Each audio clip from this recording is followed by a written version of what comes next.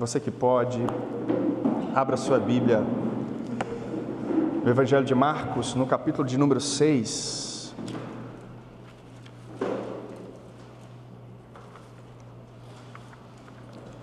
Marcos, capítulo de número 6, verso de número 1.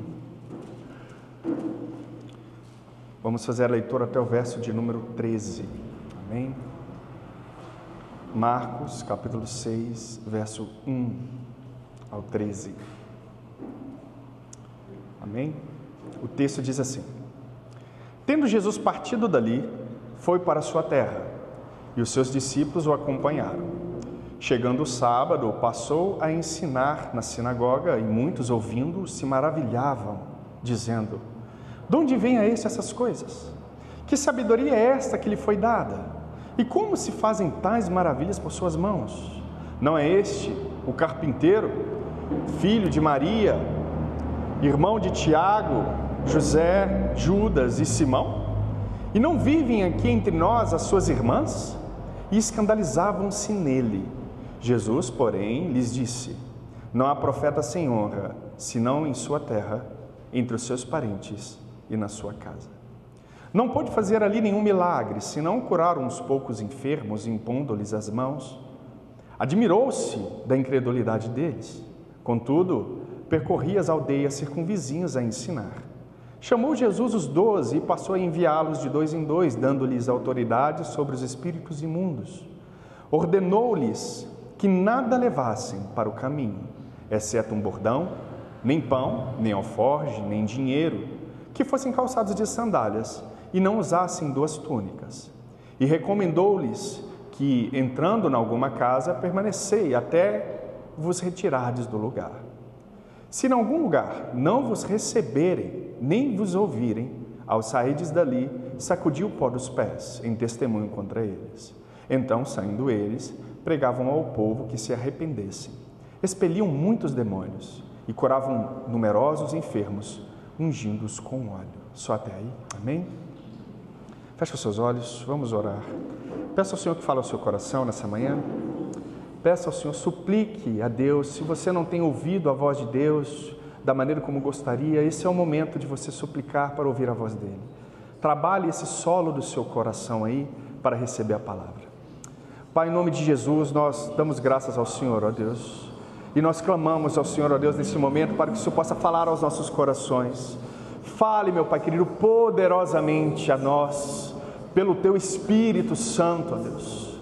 Em nome de Jesus, ó Deus, que o pregador não venha ser um empecilho, ó Deus, na clareza da explicação da Tua Palavra, mas que o Senhor, meu Pai querido, possa, de maneira poderosa, de maneira milagrosa, falar poderosamente aos nossos corações. Nós temos essa expectativa de que o Senhor pode falar aos nossos corações, mudar as nossas vidas, direcionar os nossos passos. Portanto, ó Deus, nessa manhã, em nome de Jesus, fale poderosamente aos nossos corações. Meu Pai querido, tira os tampões de nossos ouvidos, tira as escamas de nossos olhos, em nome de Jesus, e plante essa palavra em solo fértil, Senhor, em nome de Jesus. Amém. Podeis assentar, meus irmãos? Hoje nós vamos falar da rejeição que Jesus sofre.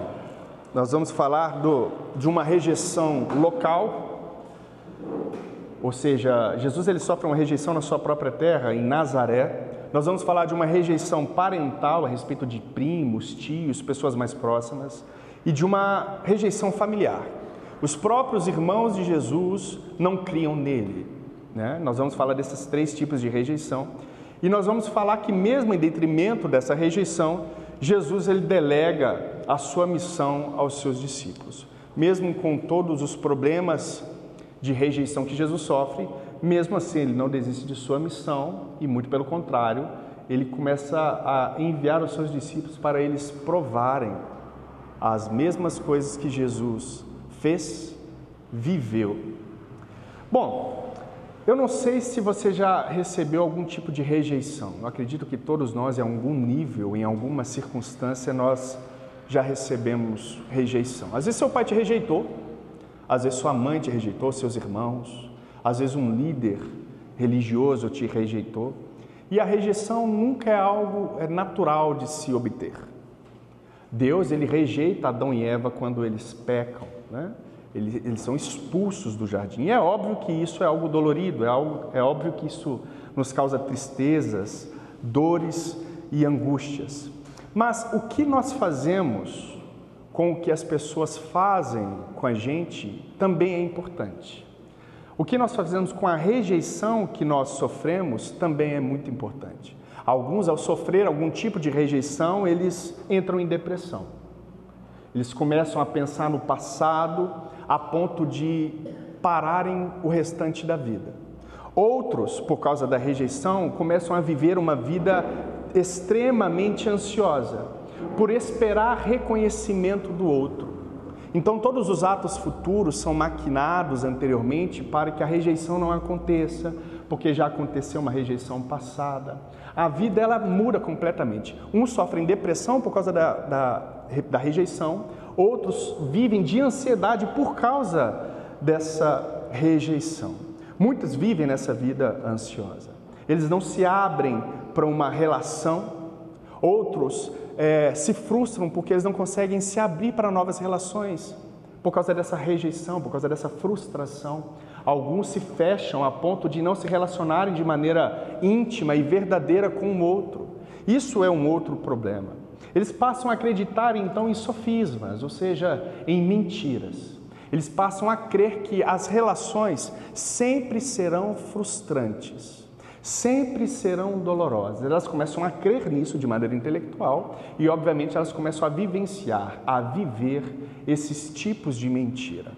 Bom, nós vemos no texto que nós lemos uma rejeição bem profunda, diga-se de passagem. Nós vemos que Jesus, ele recebe uma rejeição do povo da sua terra. Nós vemos que Jesus, ele recebe uma rejeição parental e dentro desses parentes os da sua própria casa, ou seja, os irmãos, aqueles que são mais íntimos. Mas o texto, ele vai dizer do verso 1 ao verso 3. Tendo Jesus partido dali, foi para a sua terra. Essa terra é Nazaré. E os seus discípulos o acompanhavam. Verso 2. Chegando o sábado, passou a ensinar na sinagoga. O ministério de Jesus Cristo, ele é fundamentado em seus ensinos. Jesus, ele se preocupa muito com o ensino. Jesus, ele explicava a Torá como um bom mestre, fazendo alusão, muitas das vezes, de sua própria pessoa.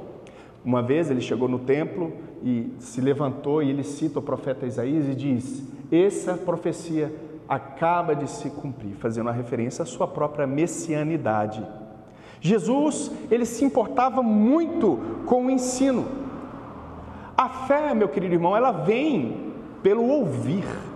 E o ouvir das Escrituras, da Palavra de Deus. É impossível fé ser gerada em nós se as Escrituras não forem claramente explicadas. O contrário disso é uma fé falsa. É quando as Escrituras, de uma maneira errada, é explicada, ensinada, exposta. Uma fé errada é gerada em nossos corações. E mediante essa fé errada, nós começamos a vivenciar, a viver uma vida prática completamente contrária àquilo que Jesus Cristo nos ensinou. Bom, exemplos disso nós vemos, por exemplo, nos dois discípulos a caminho de Emaús. Em Lucas, capítulo de número 24, verso 25 ao 27, está escrito assim: Então lhes disse Jesus: honestos e tardos de coração, para crer tudo o que os profetas disseram. Porventura não convinha que o Cristo padecesse e entrasse em sua glória? E começando por Moisés, discorrendo por todos os profetas, expunha-lhes o que a seu respeito constava em todas as Escrituras. Mesmo para discípulos que se desviaram da verdade, o próprio Cristo se fez presente para lhes explicar a verdade. Eles acreditaram em sofismas, em mentiras. Jesus Cristo morreu, acabou. Eles acreditaram que Jesus, o Messias, não ressuscitaria, não sofreria. Eles acreditaram em mentiras. E isso fez com que esses dois discípulos se desviassem, fossem embora. Jesus, ressurreto, se apresenta diante deles e começa a ensiná-los mais uma vez a respeito daquilo que convinha ao Messias, ao Cristo padecer. A gente percebe então que o ministério de Jesus, ele se volta completamente ao ensino.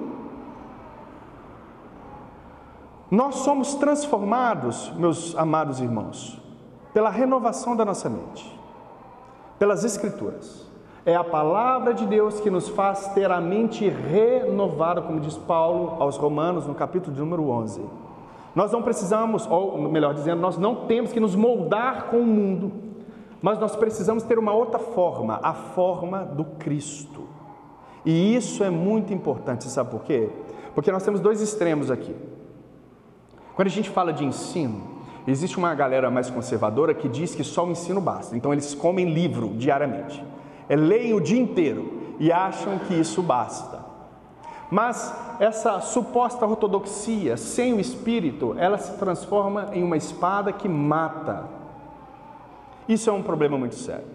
Do outro lado, nós vemos um povo que não estuda a Bíblia, que não é voltada para o ensino, para as doutrinas. Eles acham que a doutrina não tem importância nenhuma e, portanto, vivem um fideísmo, vivem uma fé sem fundamento, vivem uma fé sem doutrina, sem solidez, e desprezam o ensino teológico e caem no erro terrível de crer em um monte de mentiras e a vivenciar. Eles começam então a vivenciar uma vida completamente oposta, como eu disse aqui na introdução.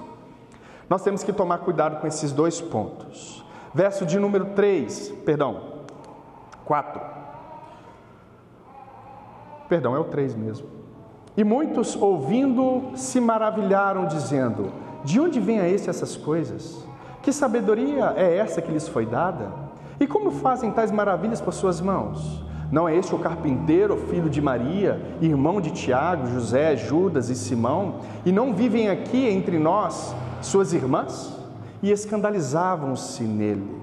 Aqui nós temos uma série de 5 perguntas, 3 perguntas positivas e 2 perguntas negativas. A segunda e a terceira pergunta diz respeito à primeira, ou seja, que coisas são essas? Essas coisas, o versículo diz, sabedoria, na demonstração, no ensino. E o segundo ponto, milagres, ao expulsar demônios, ao curar enfermidades. O que levanta a questão da origem dessa sabedoria e desse poder. Jesus começa a ensinar, os seus ouvintes começam a se questionar de maneira maravilhada. Quem é este? Ou melhor dizendo, e muitos ouvindo se maravilhavam dizendo: de onde vem a este essas coisas? Eles começam a olhar para a figura de Jesus ensinando e veem sabedoria saindo de seus lábios, conselhos fantásticos, interpretações profundas. Jesus está esclarecendo a Torá, então eles se maravilham dizendo: da onde vem a este essas coisas? A primeira pergunta. A segunda: que sabedoria é esta que lhe foi dada? Terceira pergunta: e como se fazem essas maravilhas por suas mãos? Então a gente percebe que a identidade de Jesus está sendo colocada à prova. Quem é este? Que sabedoria é esta? E que poder é este? Aí nós encontramos 2 perguntas agora de maneira negativa. E as perguntas são: não é este o carpinteiro? O carpinteiro, filho de Maria, irmão de Tiago, José, Judas e Simão? E não vivem, essa é a quarta pergunta. A quinta pergunta: e não vivem aqui entre nós as suas irmãs? E escandalizavam-se nele. Aqui é um problema muito grande. Nós já conversamos sobre isso. Vocês se lembram da parábola da semeadura? Em que a semente é jogada à beira do caminho, vem uma ave do céu e rouba essa semente, e essa ave é Satanás. Esses homens começam a ver os sinais de Jesus, se maravilham, percebem a sua sabedoria, percebem o poder sendo operado através dele, mas eles fecham o coração: uai, mas esse aí é Jesus, gente. Esse aí é o filho do carpinteiro. Ele é carpinteiro também. Não está entre nós a sua mãe Maria? A identidade de Jesus faz com que o coração desses homens se feche. Não está entre nós aí os seus irmãos? Aí eles citam nominalmente os homens aqui. Esse não é filho de Maria, irmão de Tiago, José, Judas e Simão? E não estão entre nós aqui as suas irmãs? Aqui está no plural, Jesus teve irmãs também, não somente uma. mas mais de uma, não sabemos quantas, porque está no plural, e é fácil notar porque o nome delas não era aceito por causa da cultura judaica, só o nome dos homens eram citados. Mas a gente percebe aqui também um ponto importante na doutrina, no dogma católico, da virgindade perpétua de Maria. Aqui cai por terra, porque Maria teve outros filhos, ela não foi eternamente virgem, como afirma a doutrina católica. Bom, a gente percebe aqui que esses homens eles começam a se escandalizar em Jesus por causa da genealogia de Jesus. A palavra escandalizavam-se vem da palavra grega escandalizo, que tem o sentido de colocar uma pedra de tropeço. Ou seja, eles começaram a olhar Jesus e perceber que Jesus era uma pedra de tropeço para eles. Olha que interessante.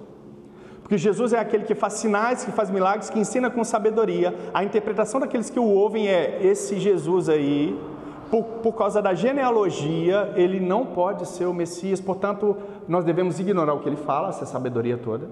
Nós devemos ignorar os seus sinais, essas curas. Nós devemos ignorar todas essas coisas, porque ele se torna então uma pedra de tropeço para nós. Mas em Lucas, capítulo número 2, verso número 34, o texto vai dizer assim: Simão, que era o sumo sacerdote na época, os abençoou e disse a Maria, mãe do menino: eis que este menino está destinado tanto para a ruína, como para o levantamento de muitos em Israel, e para ser alvo de contradição. É exatamente isso. A figura de Jesus é exatamente essa figura que destrói os orgulhosos. Jesus de fato se torna uma pedra de tropeço, de fato Jesus ele escandaliza, Jesus de fato se torna um escândalo para os soberbos eles tropeçam em Jesus, mas os humildes, eles levantam em Jesus, conforme diz a profecia de Simão.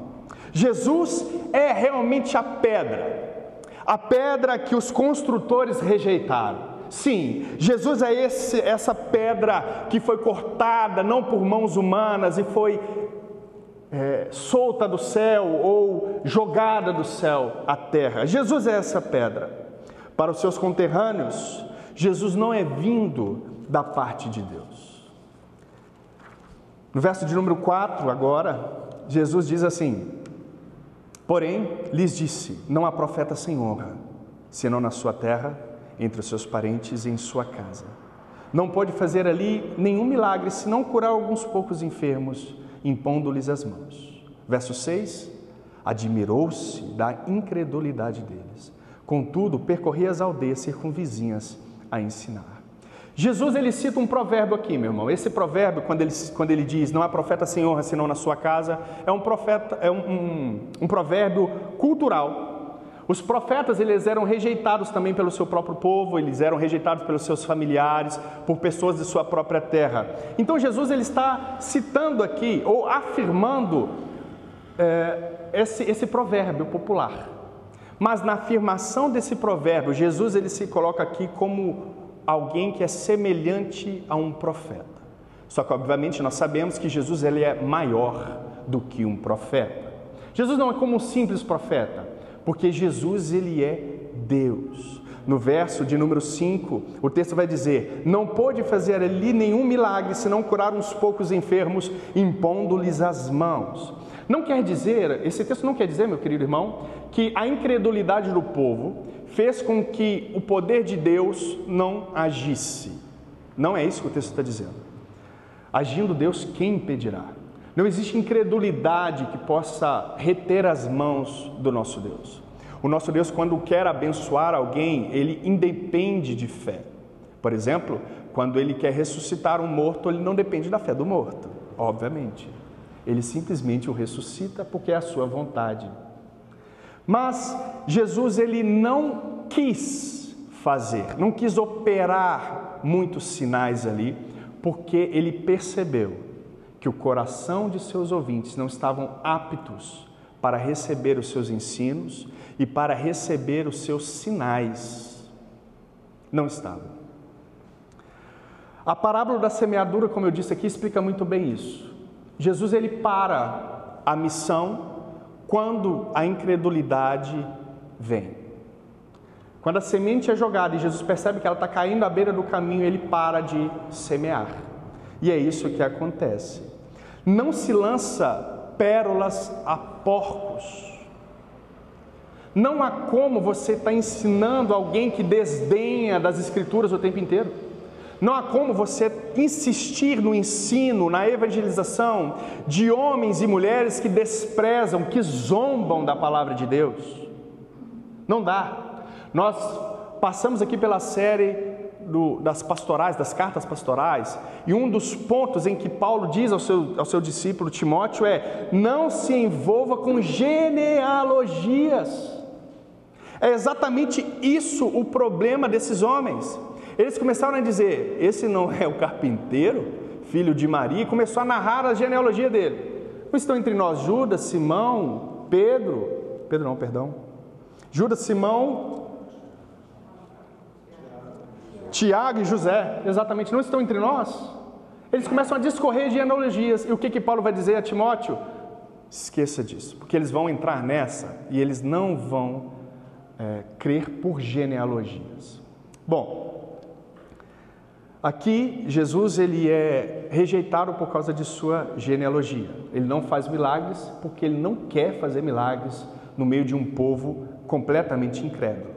E aqui, no finalzinho do versículo, nós temos a afirmação de que Jesus ele se admirou da incredulidade deles. Meus irmãos, essa é a única passagem que descreve que Jesus se maravilhou.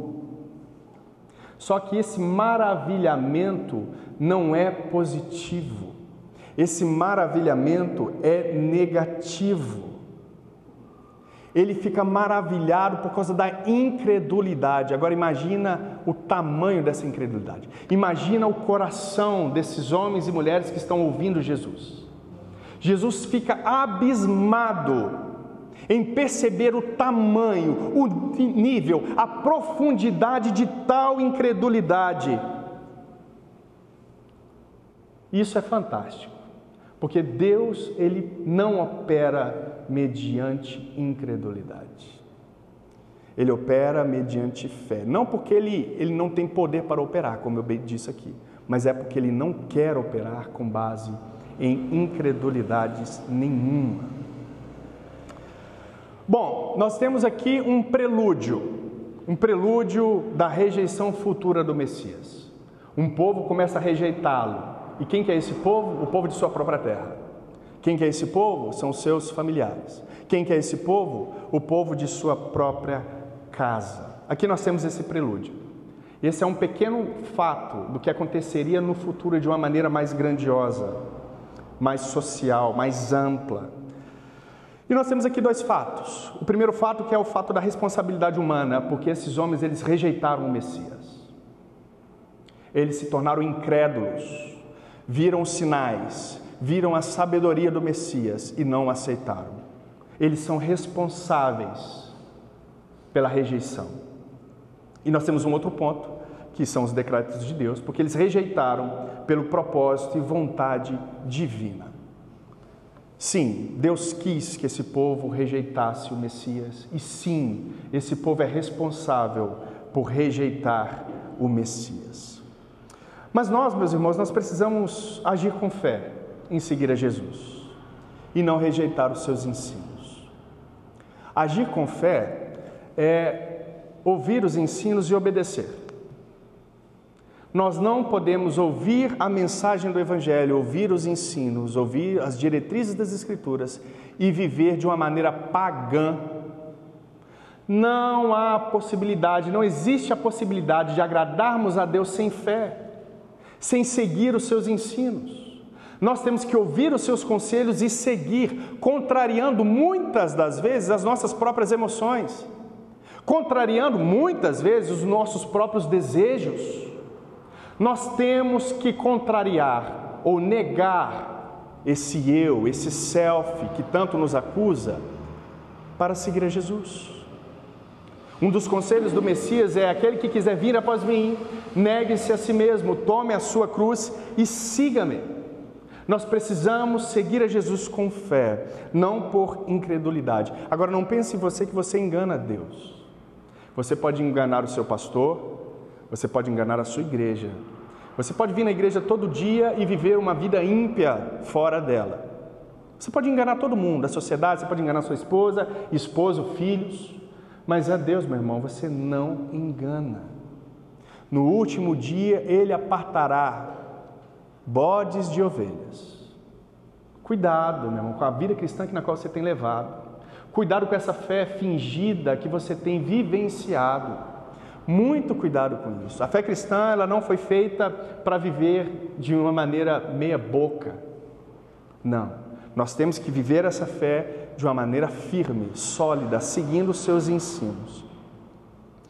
Nós percebemos que o Messias ele foi rejeitado. Nós também seremos rejeitados pelo povo, pelos nossos parentes e pelos nossos familiares. Agora eu chamo sua atenção aqui. Você tem que ser rejeitado pelo princípio certo, pelo fundamento certo, pela coisa certa. Você tem que ser rejeitado porque você é crente, porque você é um pequeno Cristo. Você não tem que ser rejeitado porque você é chato, não. Porque assim, tem muita gente que é chata. A gente não consegue se relacionar com gente chata. Tem gente chato que a gente tem repulsa, a gente não quer estar convivendo junto. Você não tem que ser rejeitado. Aí o rejeitar fica, estou sendo perseguido. Meu irmão, você está sendo rejeitado porque você é chato. A gente não consegue conversar com você, você tem que mudar, meu irmão. Tem parente que é assim, tem parente que é chato. Ou é só eu que tenho parente chato? Eu tenho muito parente chato. Muito. A gente se reúne nas festas de família assim, e a gente tenta manter um nível ali de intimidade, mas chega um ponto que não dá. Não dá. Meu irmão, não seja rejeitado pela sua chatura, meu irmão. O Cristo não foi rejeitado porque ele era chato, não. O Cristo ele foi rejeitado porque ele era Deus, porque ele era perfeito, porque ele é santo, justo, bom, porque ele era misericordioso, porque ele atendia o pobre, porque ele atendia o órfão, porque ele atendia os pecadores. É por isso que o Messias foi rejeitado. Agora você tem que ser rejeitado pelas mesmas causas. Você não tem que ser rejeitado porque você é chato, irmão. Porque ninguém consegue conversar com você, as suas conversas são chatas, são enfadonhas. Não, nós temos que ser rejeitados pelo motivo correto. Nós temos que ser rejeitados por causa de Cristo. E aqui nós temos um exemplo muito interessante, que é o exemplo de João Calvino. João Calvino ele vai para Genebra e ele começa a direcionar uma igreja lá por 2 anos. E essa igreja rejeita esse pastor. Ele é rejeitado por ser tão firme em seus posicionamentos. Ele é rejeitado pela igreja e é rejeitado pelos políticos de Genebra. Então ele vai para uma outra cidade, ele e Guilherme Farel. Depois de um tempo, a cidade e a igreja percebem que eles fizeram uma burrada enorme. E eles chamam ele de volta. Não, volta, João.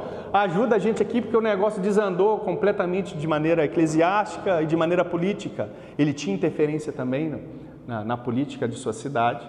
Então eles chamam ele de volta, ele volta. João Calvino também recebeu rejeição por causa do que ele ensinava, por causa daquilo que ele cria. Ele era firme e não arredava o pé. Meus irmãos, a rejeição ela acontece. Ela acontece. E como eu disse aqui na introdução, ela causa dores e angústias. Graças a Deus, nós sofremos muitos tipos de rejeição. Muitos tipos de rejeição. E eu essa semana sofri um tipo de rejeição que eu gostaria de testemunhar aqui, não darei muitos detalhes, mas eu vou demonstrar o ídolo que surgiu no meu coração, tá? Essa semana, uma irmã nos fez uma visita, uma irmã que a gente ama muito em Cristo, e nos contou um testemunho. Ela presenciou o testemunho e nos contou. Ela contou, melhor dizendo, para Maria Laura. Eu não estava em casa, foi na parte da manhã, durante a semana eu estava trabalhando, e no final da tarde a Maria me contou esse testemunho. Jesus aqui ele é rejeitado porque as pessoas não creem que ele era Deus, o enviado da parte de Deus, né? E eu, quando eu comecei a estudar, a meditar a respeito desse tema, foi algo que me ajudou muito a respeito desse tema que vocês estão ouvindo aqui. E junto com isso eu tenho lido muito aconselhamento bíblico. Então parte do aconselhamento que eu estava lendo, graças a Deus por isso, tratava de ressentimento, de amargura, dessas questões de perdão. Graças a Deus eu estava fazendo o exame dessas duas coisas, né? E um líder da nossa cidade, né, na conversa, chegou a falar que eu não tinha o Espírito Santo de Deus, dentre outras coisas. Eu não vou contar detalhes aqui, só esse detalhe, porque coincide com o que fizeram com Jesus. Jesus não é de Deus. Chegaram para mim e disseram, o João não é de Deus. E eu fiquei pensando nisso, e eu já sofri coisas muito piores, sabe? Muito piores, já ouvi coisas muito piores do que isso, ainda mais vindo de quem veio. Só que eu comecei a meditar nisso, e eu percebi um ídolozinho começando a ser formado no meu coração, sabe? Poxa vida, falaram que eu não... Não, você pode falar tudo de mim, não. Você pode falar que eu ensinei errado alguma parte da minha vida, você pode falar que eu sou corrupto, você pode falar muita coisa a meu respeito, os meus amigos podem falar a meu respeito, mas um líder chegar para mim e falar que eu não tenho Deus, esse líder falar que a Igreja Redenção não é de Deus, comecei a meditar nisso e via muita coisa na minha mente. Eu vou lá, porque eu sou assim, sabe, irmãos? Falei, eu vou lá e... Como assim ele fala um negócio desse? Não, eu vou lá, depois vim, não vou. Aí eu percebi um ídolo que Jesus quis que eu percebesse, que é o ídolo do self, que é o ídolo do eu. Falaram mal de mim. Aí eu comecei a ser confrontado da seguinte maneira, e daí?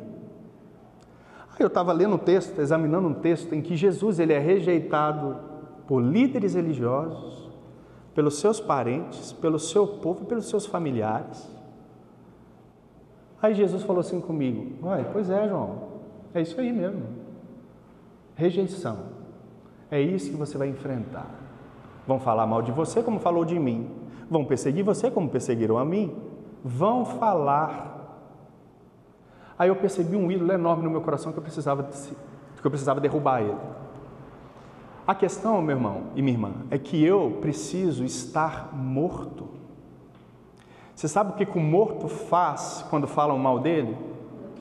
Nada. Você sabe que a resposta que o morto dá para tais acusações? Nada. Então, Jesus falou assim comigo, João, morre, meu filho.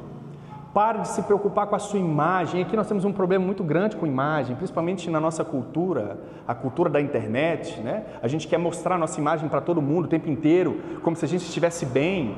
E as fotos nunca são tristes, mas embora exista alguém que para ter engajamento, fazem espetáculos de tristeza para atrair a atenção, né? Nós temos dois extremos, aqueles que querem se mostrar demais, isso mostra um ego inflado, uma soberba, uma altivez, quer ser visto e reconhecido, mas nós temos um outro problema do ego, aquele que não quer aparecer. Aquele que não quer aparecer também tem um ego enorme, porque ele tem medo de que a imagem dele seja abalada. Eu estava entre esses dois caminhos, e Jesus me falou que eu tinha que morrer, não me importar com a minha imagem. João, você tem que morrer. Comecei a pensar em vingança, né? Eu vou lá. Aí Jesus falou assim comigo, João, minha é a vingança, eu o retribuirei. O que cabe a mim, o que cabe a nós, meus irmãos, nesses momentos? Amar, sim. Nós temos que amar os nossos inimigos. Esse é o mandamento que Jesus nos deu. Fale bem de quem fale mal de você, Jesus disse. Cumprimente quem odeia você. Dê de comer se o teu inimigo tiver fome. Todos esses ensinos, meus irmãos, contrariam completamente as minhas emoções, contraria completamente o meu senso de justiça humano, falho, porque eu quero me vingar, eu quero desejar o mal, que o ministério desse homem rompa. Mas não foi isso que Jesus me chamou para ser. Se eu viver isso, eu vou estar vivendo sobre sofismas, sobre mentiras. Viver por fé é pegar esses ensinos de Jesus e praticar eles. Fazendo isso, eu vou viver por fé. Fazendo isso, eu vou obedecer ao nosso Senhor. Fazendo isso, eu serei um pouco mais santo. Fazendo isso, eu serei semelhante a Jesus Cristo. Eu não posso retribuir o mal por mal, mas eu venço o mal fazendo o bem. Nisso que nós devemos nos fundamentar. Passei uma semana horrível, irmão. Pensa uma semana ruim. Pensando, não dormi. Minha esposa sofreu, coitada, porque nesses momentos, nós homens, pelo menos a maioria, quando eu me frustro, quando eu recebo alguma tensão assim, eu me isolo. Então qualquer coisa, você vai falar assim, amor, eu trouxe um sorvete para você. Um ato bom, eu trataria com grosseria. Porque eu não quero ouvir ninguém, eu me isolo. Não posso ser assim, né, irmãos? Eu não estou falando que não é um testemunho para você seguir, não. Nós não podemos ser assim. Mas ela sofreu comigo. Até que eu confessei para ela, olha, estou triste por causa disso, essa fala aqui me magoou. Aí ela me encorajou, graças a Deus por isso. Me ajudou muito a esse respeito. E os textos bíblicos, a ação do Espírito me ajudou com isso também. Ou seja, nós temos que entender aonde nós estamos. Qual é a nossa identidade? Você está em Cristo, meu irmão? Primeira coisa que eu pensei, será que eu não tenho Espírito, Walter? Você acredita? Eu pensei nisso, será que eu não tenho o Espírito Santo? Por causa da fala dele, eu falei, não, mas não pode, não é possível. Não é possível. Comecei a me lembrar de experiências com Deus do passado para gerar força. Falei, não, será que a igreja ela nasceu com a intenção do capeta? Será que essa igreja é do Satanás mesmo, Adson? Será que de fato esse líder tem razão? Eu falei, não pode, esse líder não tem razão. Não pode ter razão um negócio desse. Não dá. Aí eu falei, poxa, eu estou em Cristo. E por isso que a sua identidade ela tem que estar em Cristo. Porque se ela está em Cristo, irmão, não importa, o mundo cai, desaba ao seu redor. Se você está em Cristo, não importa. Jesus, ele sabia quem ele era. Eu sou o Messias. Vou ser rejeitado, mas eu sei quem eu sou. Satanás tentou Jesus dizendo, se tu és o Filho de Deus. Meu irmão, eu sei quem eu sou. Eu sei que eu estou em Cristo, eu sei que eu estou na videira verdadeira, eu sei que eu dou fruto, os meus frutos eles permanecem, não por mim mesmo, obviamente, não quero me orgulhar disso aqui, é a obra do Espírito Santo em mim, é Deus em mim. Todas as obras de bondade que eu faço é Deus fazendo em mim, todas as obras de maldade que eu faço sou eu mesmo fazendo. Mas a minha identidade está em Cristo Jesus, e Jesus não tinha crise de identidade, eu não posso ter crise de identidade, eu sei quem eu sou. Embora eu seja tentado, eu sei quem eu sou. A nossa identidade, a sua identidade, meu irmão, está em Jesus Cristo. Atenção para isso agora. Você tem um pai, você tem um irmão e você tem o Espírito Santo de Deus. Você não é órfão, você não está sozinho, você tem uma família. Embora a sua família te rejeite, embora os seus parentes te rejeitem, embora o teu povo, o povo da sua cidade te rejeite, saiba que você tem uma família, você tem um pai que há de se vingar. A vingança pertence a Ele. Você tem um irmão que pagou um preço por você, pelos seus pecados, e te faz santo. Não tema. E você tem o Espírito Santo que produz em você frutos. Você não está sozinho. Você tem uma identidade e você tem uma família que não te rejeita. Muito pelo contrário, que te acolhe, que te acolheu, te salvou, te santificou, te guardou até o último e o final desses dias. Amém, meus irmãos? Bom, depois dessa rejeição, Jesus, ele convoca os seus discípulos. Contudo, percorria as aldeias vizinhas a ensinar. Chamou Jesus os 12 e passou a enviá-los de 2 em 2, dando-lhes autoridade sobre os espíritos imundos. Jesus, quando ele recebe a rejeição, ele ora para Deus dizendo, Pai, infelizmente agora deu fim, agora acabou. Não, fui rejeitado, meus familiares não creem em mim. Você vê, nem os meus parentes creem que eu sou crente. Meus parentes não creem que eu sou o Messias. Meus primos, meus tios ali não estão nem aí para mim. Você vê, o povo que eu cresci aqui, nossos vizinhos não acreditam em mim. Eu vou fazer o seguinte, Pai, eu não vou cumprir a missão, eu vou abandonar. Não foi isso que Jesus fez. Jesus não abandonou sua missão por causa da rejeição. Muito pelo contrário. Ele prosseguiu e parece que ele potencializa ainda mais a missão, parece que ele fica nervoso, fala, vocês me rejeitaram, então vou fazer o seguinte, eu vou potencializar isso ainda mais. Como que Jesus faz isso? Chama os 12, fala, vem cá agora, eles estão reclamando de um, Eles estão rejeitando um, agora eles vão rejeitar mais ainda. Agora eles vão rejeitar vocês, os 12. Ele chama os 12. E o que é interessante aqui é que ele dá autoridade para os 12. Isso aqui é muito interessante. Por quê? Em primeiro lugar, meus irmãos, na missão, o primeiro a se levantar contra o cumprimento dela é o capeta. Sim, o capeta se levanta, meu irmão. Você vai continuar, começar uma missão, seu primeiro inimigo, Satanás. Ele se levanta, ele usa os irmãos, ele usa um ímpio, ele usa um líder aqui, um líder ali, e ele vai se levantar, meu irmão, para parar essa missão. É por isso que nós precisamos da autoridade que vem de Jesus Cristo para repelir esses demônios. A primeira coisa que Jesus faz ao enviar os 12 é, antes de enviá-los, toma aqui a autoridade para expulsar demônio. Por quê? Porque vocês enfrentarão obras malignas, espíritos perversos. Espíritos malignos vão se opor ao cumprimento dessa missão.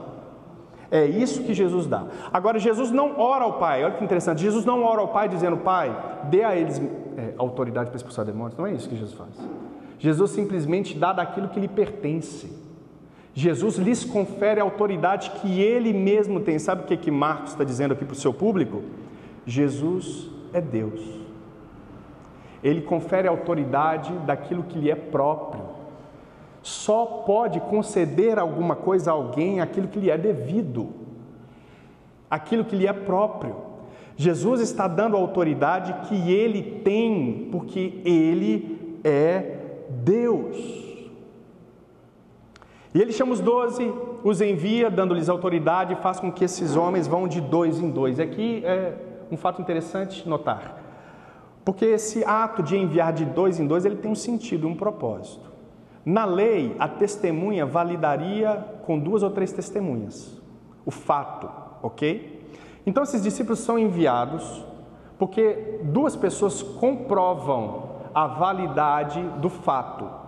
Jesus está ensinando, por exemplo, o Sermão do Monte, aí saem os discípulos. Eu sou testemunha de que Jesus disse o Sermão do Monte, e eles começam a falar o Sermão do Monte, começam a pregar o Sermão do Monte. As 2 testemunhas, elas validam o fato, ok? Então, o que foi dito é validado porque tem 2 ou 3 testemunhas. Mas não só por esse motivo, as Escrituras vão dizer em muitos lugares que é melhor ser 2 do que ser 1, porque quando um cai, o outro o ajuda a levantar. Nunca faça a missão sozinho, meu irmão. Existem, claro, casos em que a missão é feita de maneira solitária, mas a sabedoria se encontra em ter mais de 2 pessoas para o cumprimento dessa missão, porque isso simboliza também o companheirismo, isso simboliza também a falta de solidão. Você precisa de um amigo, você precisa de um amigo para desabafar, você precisa de um amigo para te ajudar, você precisa de um amigo para te ajudar na obra missionária, e isso é muito importante. Jesus usa este princípio para validar o seu testemunho missionário. Jesus lhes confere autoridade, Jesus capacita os seus discípulos contra esses primeiros inimigos. No verso de número 8, ordenou-lhes que nada levassem para o caminho, exceto um bordão. Nem pão, nem alforge, nem dinheiro, que fossem calçados de sandálias e não usassem 2 túnicas. E recomendou-lhes: quando entrardes em alguma casa, permanecei aí até vos retirardes do lugar. Se em algum lugar não vos receberem nem vos ouvirem, ao sairdes dali, sacudi o pó dos pés em testemunho contra eles. O que é esse bordão, meu irmão? O bordão é um cajado. E talvez aqui Jesus tenha dito para eles: olha, levem um bordão, levem um cajado. Talvez por ter algum símbolo relacionado ao pastoreio, porque os pastores usavam bordões, usavam cajado para guiar as suas ovelhas. Talvez Jesus queira trazer uma imagem de um pastor. Os seus discípulos, ao pregarem, traria a imagem de que eles estão pastoreando, guiando o povo. Também pode ter o sentido de cuidado, de guarda. O bordão ele também era usado para afastar inimigos, para afastar animais. Talvez Jesus tenha se preocupado com isso também.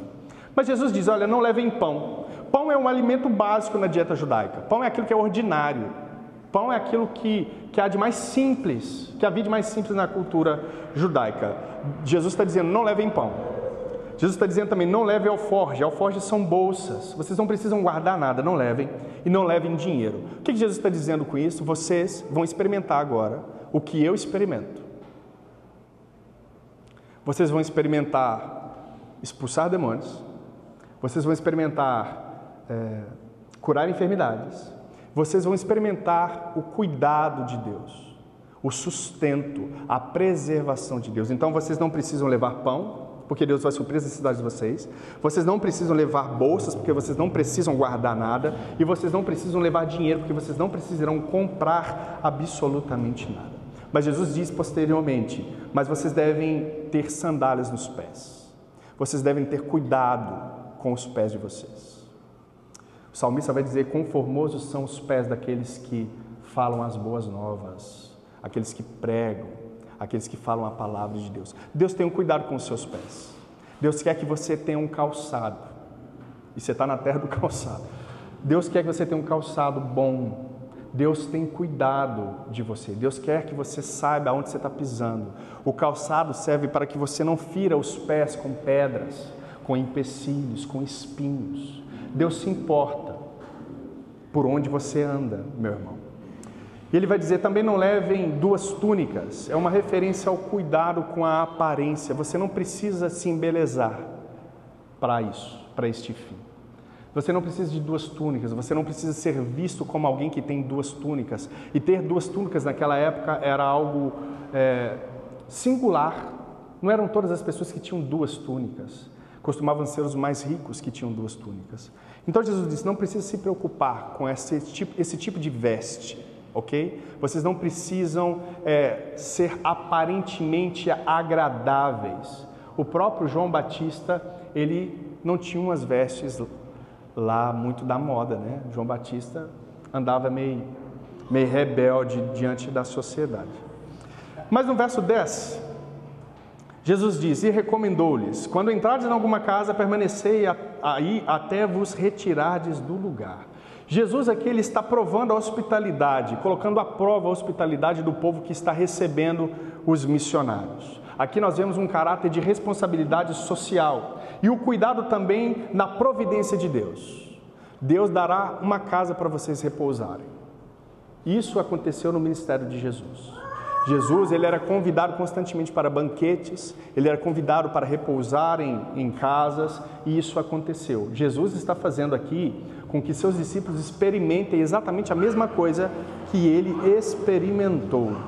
Mateus capítulo de número 10, verso de número 41 diz, quem recebe um profeta no caráter de profeta, receberá galardão de profeta. Quem recebe um justo no caráter de justo, receberá um galardão de justo. Portanto, acolher as pessoas tem um galardão, meu irmão. Você aí que não gosta de receber visita na sua casa, saiba, você está sendo guiado por sofismas, por mentiras. A hospitalidade é algo que Deus se agrada muito a ponto de galardoar, de retribuir. Portanto, meu querido irmão, abra as portas da sua casa. Minha irmã, você que já recebe hóspedes na sua casa, continue recebendo. Não feche o coração. Ficou uma bagunça aqui, nunca... Não, meu irmão. Arruma a bagunça, pacientemente. Não feche a sua casa. Deus se agrada muito de hospitalidade. Hebreus, capítulo de número 13, verso de número 2. Não negligencieis a hospitalidade, pois alguns praticando-a, sem o saber, acolheram anjos. Deus se importa com a hospitalidade, sim.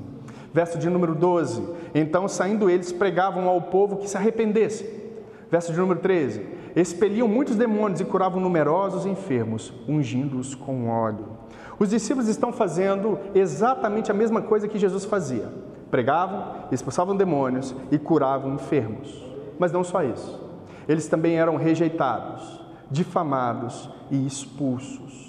A questão da sandália, que Jesus diz, olha, quando eles não receberem a palavra, quando eles rejeitarem vocês, ao sair daquela cidade, vocês vão sacudir o pó da sandália. Os discípulos receberam uma rejeição também. E o pó da sandália tem um sentido interessante, porque os judeus, quando eles iam no templo, eles sacudiam o pó da cidade porque eles tinham como se esse pó fosse impuro. E ao entrar para a área do templo, o pé teria que estar mais limpo, porque eles estavam pisando em um lugar santo, o templo do Senhor. Ao rejeitar o pó das sandálias, por causa da rejeição das cidades que ouviram a mensagem do Evangelho, a imagem é exatamente a mesma. Eles estão rejeitando o pó de uma cidade que é ímpia, o pó de uma cidade que rejeita o Messias. Então eles tiram de si toda a rejeição. E é isso o símbolo de rejeitar, de tirar o pó das sandálias e bater contra ela aquele pó. Mas os discípulos, eles experimentam todas essas coisas. Eles vivenciam Jesus, o que nos chega à conclusão de que a vida cristã é de fato agridoce. Existe até um livro com esse título. A vida cristã, meu irmão, ela é agridoce. Ela existe em momentos de alegria, de comunhão.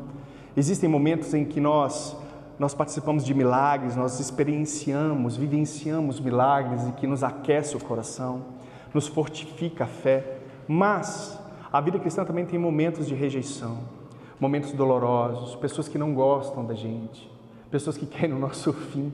A vida cristã, ela é agridoce. Só que a missão, meu irmão, ela não para com a rejeição, ela não pode parar com a rejeição. Muitos se cansam de fazer o bem, tem feito o bem tanto e é só rejeição, é só porta na cara, é só ingratidão. Só que nós não podemos parar de fazer o bem, porque aquele que sabe fazer o bem e não faz, comete pecado.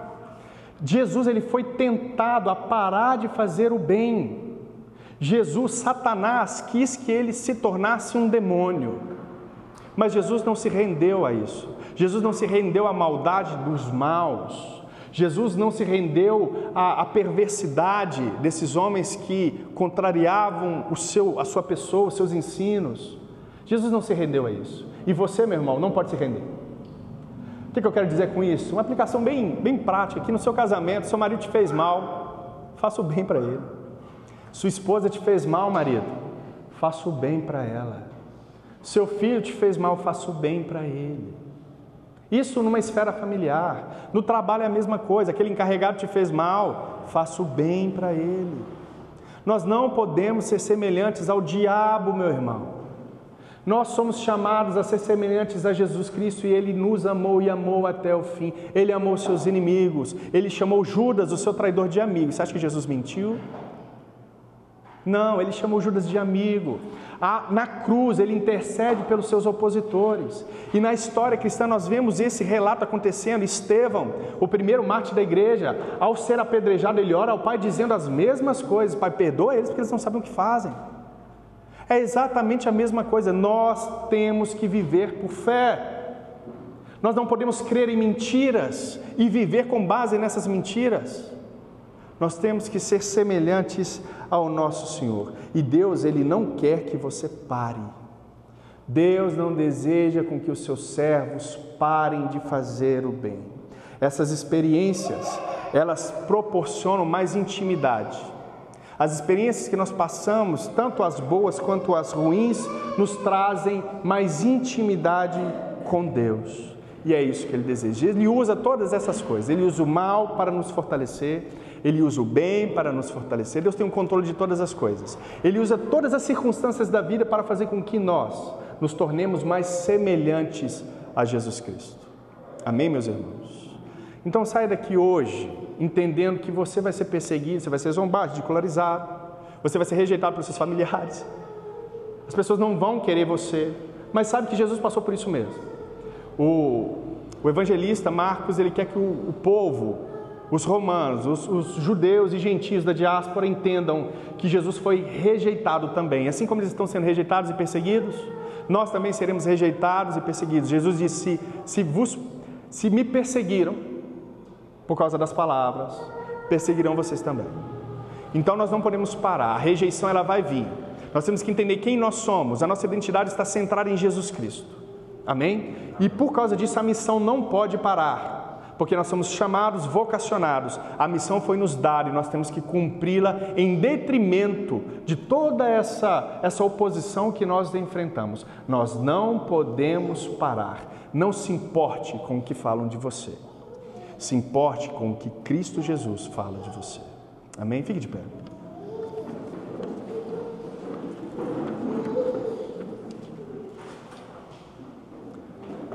Vamos orar ao Senhor para que Ele nos dê força nesses momentos de confronto que nós passamos, por esses momentos de angústia, de falsas acusações, de mentiras que nós ouvimos. Pai, em nome de Jesus, nós somos rejeitados muitas vezes, Senhor, mas nós queremos, ó Deus, firmar a nossa identidade no Senhor. O Senhor que foi o rejeitado, que foi o homem e o Deus rejeitado. Meu Pai querido, nós queremos ser semelhantes ao Senhor, porque o seu Pai te validou. O nosso Pai nos valida nas tuas obras, na cruz. E nós queremos ter a nossa identidade fundamentada, firmada na identidade do Cristo, que não desistiu, que foi rejeitado pelos seus familiares, pelos seus parentes e pelo seu povo, mas não desistiu de cumprir a missão. Muito pelo contrário, Ele a potencializou ainda mais. Senhor, em nome de Jesus, aquele que está se sentindo fraco, cansado, aquele que quer desistir de fazer o bem, aquele, ó Deus, que quer começar a fazer o mal, que quer começar a se vingar, aquele que quer começar, ó Deus, a criar angústias dentro do coração, Pai, em nome de Jesus, livre-o, em nome de Jesus, de toda angústia, de toda dor que essas palavras podem ter causado. Meu Pai, em nome de Jesus, fortaleça os nossos pés. Nos dê essas sandálias, ó Deus, para que no caminhar a gente não fira com pedras, com espinhos, com buracos, ó Deus, em nome de Jesus, mas que nós possamos entender aonde nós estamos caminhando e que a missão seja cumprida. Nos dá força, ó Deus, para continuar sermos bondosos, caridosos, misericordiosos com os outros. Nos ajude, ó Deus, e molde o nosso coração para que a gente consiga, Deus, abençoar os nossos inimigos. A falar bem de quem fala mal da gente, a dar de comer e beber aquele que nos persegue, em nome de Jesus, porque esse é o seu caráter, foi isso que o Senhor fez conosco quando nós éramos rebeldes. Portanto, nos ajude, ó Deus, a ser semelhantes ao Senhor, nos ajude a perdoar, ó Deus, a dívida de quem nos ofende, nos ajude a perdoar, ó Deus, quem nos ofende com palavras, quem nos ofende, Deus, com dinheiro, quem nos ofende com atos, em nome de Jesus Cristo, nos dê, ó Deus, um coração igual ao Senhor. Porque nós queremos, ó Deus, ser santos como o Senhor é santo. Nós queremos, ó Deus, ter a face resplandecida, assim como Moisés o teve, usando essa figura de linguagem. Nós queremos refletir Jesus. Ainda que isso venha contrariar, ó Deus, as nossas emoções, ainda que isso venha contrariar, ó Deus, os nossos desejos, ainda que isso venha contrariar a nossa razão, mas nós queremos ser semelhantes ao Senhor. Portanto, nos ajude em nome de Jesus. Amém e amém. Estenda suas mãos, meus irmãos. Que a graça de nosso Senhor Jesus Cristo, que o amor do nosso Deus e Pai e que as doces consolações do Espírito, o conselho do Espírito estejam com cada um de nós em nome de Jesus. Vão em paz, que Deus os abençoe em nome de Jesus. Cumprimente esse irmão que está do seu lado, tenha esse momento de comunhão com ele e que você possa cumprir sua missão em nome de Jesus.